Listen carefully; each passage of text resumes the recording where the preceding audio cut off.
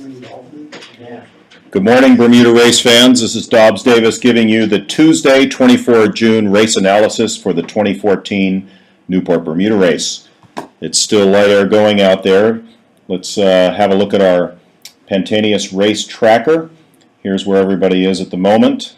You can see they've made good progress down the track in the big picture, but in the details it isn't so great. I'm going to zoom in here and get a little bit inside perspective, a little more details on what's going on. Over the last 24 hours, the progress has not been that great. This time yesterday, the fleet was just about here.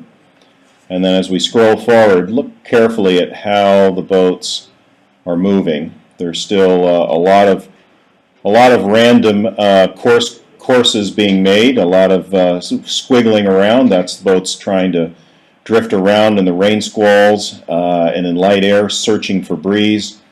In particular, I'm looking at my friends over here on Grundoom. They've had a tough race. That's described well in Chris Muesler's log on the event website. But you can see all those circles that they're doing. It's been really tough going there. But they're all more or less lining up to make their final approaches into the island. And speaking of final approach, we've had a few teams make it to the finish line. Here's line honors. If you go to that tab on the leaderboard, you'll see who's finished so far. So Shockwave, first to finish in the Gibbs Hill Light Division. They were only 7 minutes ahead of Bellamente. Bellamente and Shockwave battling hard. I did see that yesterday. Their finish coincided just about with the time of our analysis broadcast. Then the other mini maxis were able to come in. The TP-52 from the U.S. Naval Academy Constellation, they've came in a little bit later. And then the next boat to finish was Kodiak. They finished now, as well as Stark Raving Mad. So Kodiak is our first St. David's Lighthouse Division, first to finisher there at the finish line in Bermuda. Stark Raving Mad, Swan 601. They weren't very far behind. So boats are starting to come in, but it is looking like it's favored for these faster, larger boats. They broke free of yesterday's log jam, or the night before, when they were able to just get some of the southwest breeze. Now let's put the wind overlay. Where are we here? There we are. We toggle the wind data. You can see by the directional arrows it's not very consistent. I don't know, in fact, if boats are seeing northwest breezes out here or westerly breezes, but by those arrows you can see they're very, very light indeed. So boats are making progress, though, as they get further down the track. They are speeding up a little bit. Here's Terrapin, who's next lined up for the finish line. They're going 7.2 knots with 56 miles to go. So these boats finally are getting into something which is allowing them to make some progress toward the island. 7.4 knots. There's Grundoom at 8.3. They finally found some breeze. But the poor guys up here to the west, Selkie, this is Sheila McCurdy's boat. They've really struggled quite a bit, very far west of the ley line, very far west of the rum line, rather, and you can see by their track they've been hunting for wind over there and not been very successful thus far. So, but everybody is moving. That's the good news. Let's look over now to, if you want some good entertainment, here's Chris Muesler. He's embedded in the team on Grundoom. He speaks really well about life on board. That photo there of somebody swimming tells you a lot. They've had quite a few holes out there. I think the frustration's gotten to a few of them.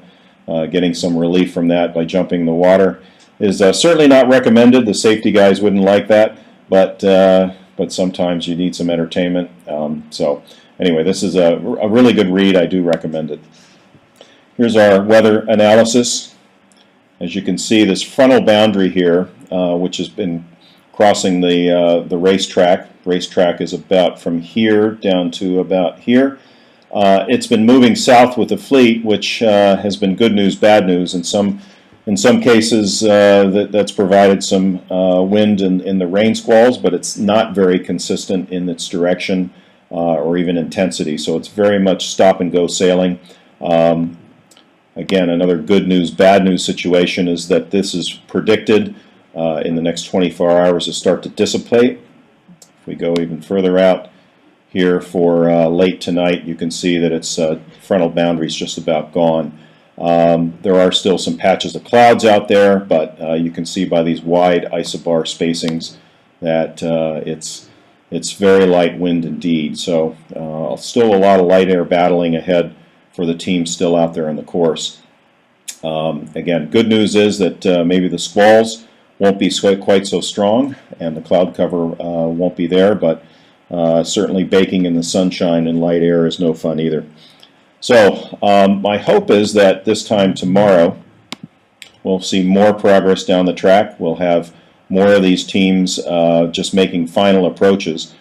The back markers here have some catching up to do.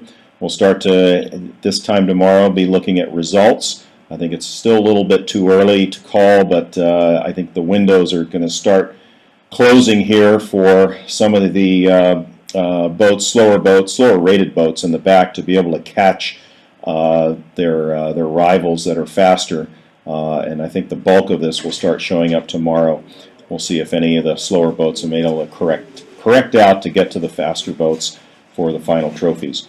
So for Tuesday, the 24th of June, I'm Dobbs Davis with our daily report. This tracker is live, so I invite you to come in and follow your favorite team, see what's going on with the fleet. But we'll be back again tomorrow with what I'm hoping might be the last broadcast, but I'm hoping nobody's out there on Thursday, and we certainly hope that the bulk of the fleet is able to get to Bermuda by tomorrow, or certainly this time tomorrow, or if not, then midday Wednesday. So join us again tomorrow for the Newport Bermuda race. I'm Dobbs Davis.